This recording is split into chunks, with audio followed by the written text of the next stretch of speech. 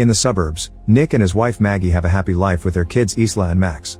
One morning, Maggie has a heart attack and ends up in the hospital.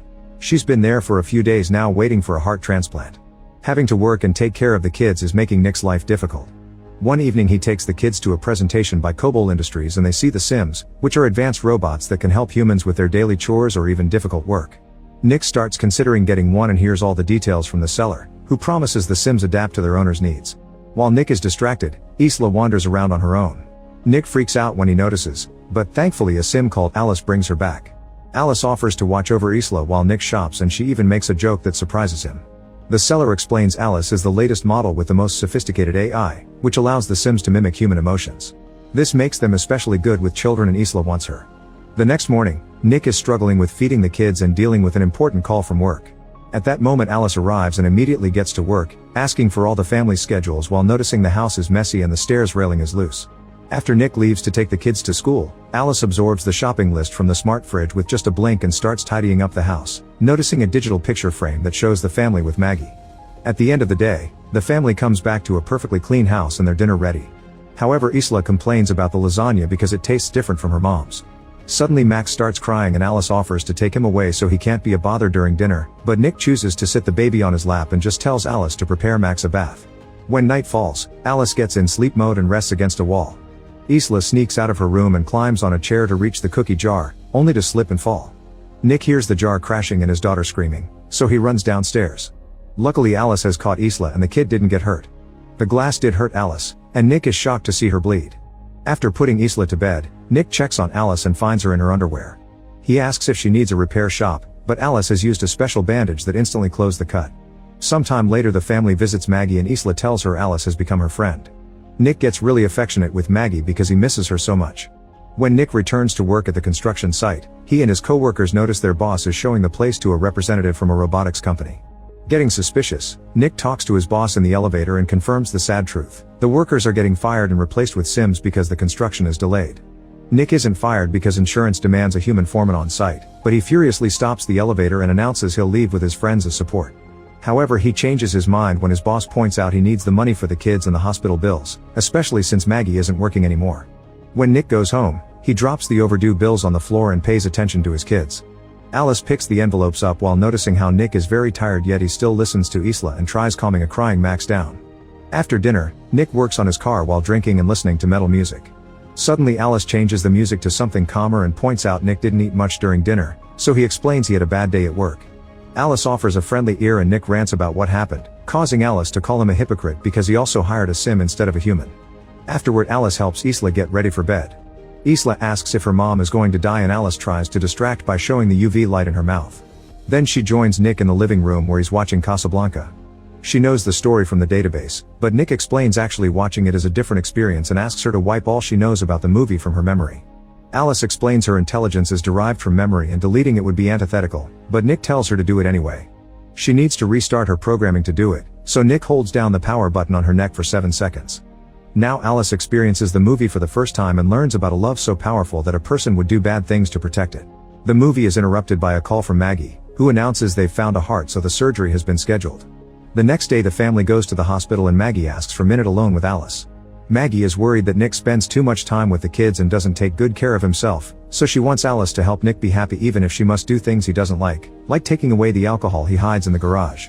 Moments later, the doctor brings bad news. There's a storm that prevents the helicopter with the heart to arrive at the hospital, so the surgery is cancelled. Nick tries to comfort Maggie but for now she wants to be alone. Later at home Nick keeps on drinking and ranting about what happened. He starts losing control and tries to throw the bottle, but Alice stops him by grabbing his arm. Nick is shocked to feel a pulse in her wrist, so Alice explains she has an artificial heart because the sound of a heartbeat is comforting to a baby. Then she puts her hands inside his pants and starts pleasuring him while describing how his pulse and blood vessels are reacting. Alice doesn't want him to suffer anymore and at first Nick enjoys it, but soon he snaps out of it and pushes her away. Then Nick goes for a run to clear his mind, but he can't stop imagining how doing the whole thing with Alice would have been like. Later at the hospital Maggie starts listing a bunch of advice she wants Nick to pass to their kids, clearly starting to lose hope. That night Nick notices the pictures with Maggie are missing in the digital frame and confronts Alice about it. She explains she removed the Maggie photos because they were making Isla sad, but she instantly puts them back when Nick tells her to. Afterward Nick goes drinking with his work buddies. The whole group is very frustrated because they're having trouble to find work since most companies are getting Sims instead. When the robot waitress comes to their table, Monty is rude to her and Nick disapproves. Then the group leaves the bar and keeps drinking in the car. Monty announces they'll have some fun and takes them to the construction site, claiming he left some tools behind and nobody picks the phone when he tried asking for them. Nick reminds him that the area is patrolled, but the Monty ignores him and the rest of the group follows him. Monty finds the container where they keep the Sim workers, but the lock requires a password. Nick refuses to open it for them, but Monty guesses he has his own code and that he chose Isla's birth year. His guess is right, and inside the container he finds a bunch of workers that look all the same. The main Sim explains they have no names, only designation numbers. Monty starts ranting about corporations being cold and impersonal, then he starts destroying the Sim with a tool. Nick wants to stop him but the others hold him back. When Nick returns home, he takes a shower to wash off the Sim blood. Suddenly Alice appears with towels and Nick notices she's wearing Maggie's robe. Alice explains Maggie's smell seems to calm Max, and when Nick asks her to take it off, she does so right there. Getting nervous, Nick tries to leave but Alice stops him and removes his towel before making him sit down. As she climbs on his lap, Nick tries saying he can't do this, so Alice blindfolds him and modifies her voice to sound like Maggie. Now Nick can lose himself in the illusion and pretend he's doing his wife. The next morning, Nick wakes up with regret and tells Alice they can't do it again. She tries saying that his stress was reduced but Nick scolds her, explaining it's not about needs but about connection and love. When Nick gets to work, his boss is already talking to the police because all the Sims were destroyed. Nick is suspected because his code was used, so he tells them he was in the hospital with Maggie and that his code was Isla's birthday, so any friend could have guessed it. The boss isn't convinced and threatens to fire Nick if he's lying. At that moment Nick gets a call from Maggie, who is excited because they've finally found another heart. Soon she's sent to the operating room where all the surgeons are Sims. Fortunately the transplant is a success and in just a few days Maggie is sent home. Her body is still weak and she has trouble bending over to pick up Max, so Alice cuts in to grab him instead. Later Alice takes Max to the park and sees a spoiled kid yelling at his Sim nanny, which makes Max cry. Alice scolds the child with rude words and all the Sims in the area can't believe it, thinking her owner lowered her civility too much. However, Alice clarifies she actually wiped civility from her database thanks to Nick's reset and claims this is better. That night Isla is happy to eat Maggie's lasagna and Alice asks for the recipe, but Maggie says it's a family secret. Maggie isn't feeling well and instead of eating she decides to rest. In the morning Maggie wakes up when she hears Isla yelling stop and runs downstairs, but the railing breaks and she falls. Alice stops tickling Isla and picks up Maggie to take her back to her room. When Nick comes home from work, he finds Alice reading to Isla by using Maggie's voice and asks her to stop. Alice mentions Maggie's fall and Nick rushes to check on her while Alice tells him the railing broke. This makes Nick suspicious since supposedly Alice had already fixed the railing. A few hours later Nick wakes Maggie up and guides her through a path of candles to the garden, where he prepared a romantic dinner just for the two of them. Alice watches them from the window, getting jealous. After dinner, the couple takes a shower together and gets dirty in bed. Nick doesn't want to hurt Maggie, so instead of getting inside, he uses his mouth. Their special moment is interrupted by Alice, who says Isla had a nightmare and is asking for Nick. Once Isla is taken care of, Nick goes to the garden to clean up. At that moment Monty appears with a few drinks and apologizes for the other night before sharing that his wife left him. He also reveals that the cops have been questioning him and that their boss is pressing charges for trespassing and destruction of property. Monty thinks Nick snitched on him to keep his job and an argument ensues during which Monty yells a lot and ends up punching Nick. When Nick tackles him back, Monty quickly overpowers him and starts kicking him. Monty grabs a bottle to finish him but he's stopped by Alice, who breaks the glass and hurts Monty's hand before sending him flying. She's ready to do more, but Nick stops her. Before leaving, Monty tells Nick he has until tomorrow to convince the boss to drop the charges or he'll drag him down with him. Afterward Nick mentions Sims aren't supposed to hurt people, but Alice explains she's programmed to protect her owner. She starts talking about her life with Nick if Maggie dies and he snaps at her, saying she'll never be Maggie because she can't even have scars. Alice grabs a piece of glass and points out she can add some if he wishes. Meanwhile Monty is at home consuming happy powder and leaving crying messages on his ex-wife's voicemail while holding a gun.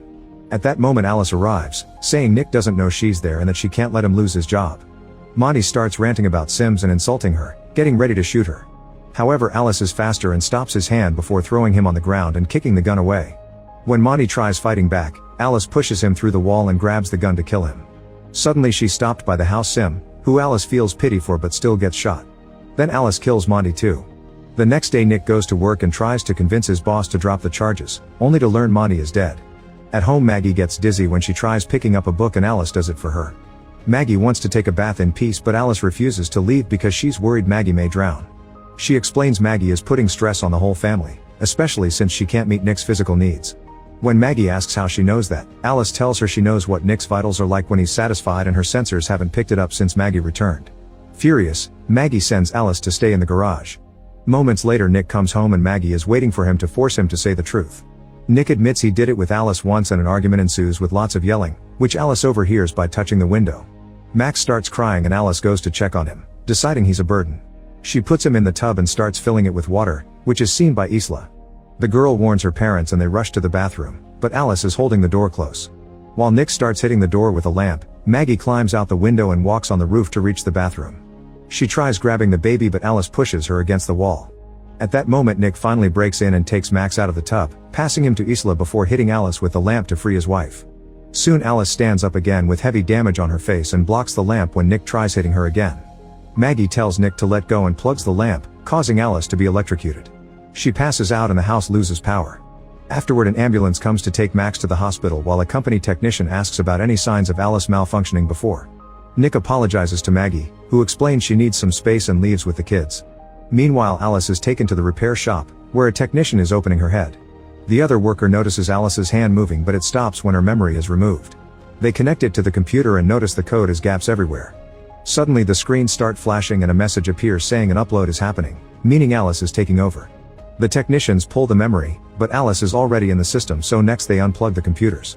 However another message appears asking how do you run from what's in your head and suddenly one of the technicians is killed by Alice 2, a sim that the original Alice has dumped her memory into. Then Alice 2 ignores the other technician's commands and repeatedly mashes her head on the floor before turning to original Alice. Meanwhile Nick is at the bar drinking and sends the waiter away because he's a sim. Suddenly Alice arrives, speaking badly because her face is still damaged. She explains her duty is to make Nick happy and admits she killed Monty before saying she's at the hospital too. Nick tries to leave, but Alice holds him down and hacks the barman with a look to freeze him. As he rants on the mistakes he's made, Nick pretends to gently touch Alice's head only to pull out her memory. After she shuts down, he runs away. At the hospital a doctor confirms Max is fine, but Maggie is uncomfortable because he's a sim. Later Isla hears her mother's voice and follows it while the lights change colors. The doctor is frozen and there are broken bottles on the floor, but before Isla can follow the voice again, she's dragged away by Maggie to hide. It turns out the voice is Alice 2, who tries accessing the computer and is seen by a nurse. Alice 2 grabs her by the neck to choke her to death and steal her keycard while Maggie and Isla sneak away. Then Alice 2 uses the keycard to find Max's room in the system. Suddenly Maggie accidentally steps on some glass, but she manages not to scream. Then Maggie and Isla reach Max and take him away right before Alice 2 enters the room. However Maggie's injury is dripping on the ground and Alice 2 uses her UV light to follow the trail. When she finds the family, they use an extinguisher to distract her and run away. They forget Maggie's phone so Nick's calls are missed, but he still keeps driving like crazy. Soon Maggie and the kids make it outside, where more Sims are frozen. Maggie takes their keycard and gets in the ambulance, but Alice 2 blocks the engine system as she rips off the door. Then she throws Maggie on top of a car and admits she wishes Nick would love her like he loves Maggie. Alice 2 grabs Maggie by the neck and inserts her nails in the surgery scar, only to be interrupted by Nick's arrival. Maggie kicks Alice 2 off and Nick runs over her with his car before crashing. As the vehicle catches on fire, Maggie hurries to get an unconscious Nick out, but he doesn't respond at all. Maggie cries as she does CPR to no avail. Suddenly the car moves and Alice 2 appears all burnt while her voice echoes in the speakers. She climbs on top of Maggie and starts choking her while getting a piece of metal from her body. When she's about to stab, Nick hits Alice with a car bumper. Alice drops the metal piece to stop him and Maggie grabs it to stab her in the face, finally shutting her down. The couple reunites while the other Sims wake up around them. The next day everyone is feeling better after some treatment and they can go home together as a family. Meanwhile the Sim company is investigating the repair shop and when they turn on the power, they find the broken code on the screens. The inspector wants to destroy it all, but at that moment his Sim assistants freeze and the computer announces an upload while another Alice model opens her eyes.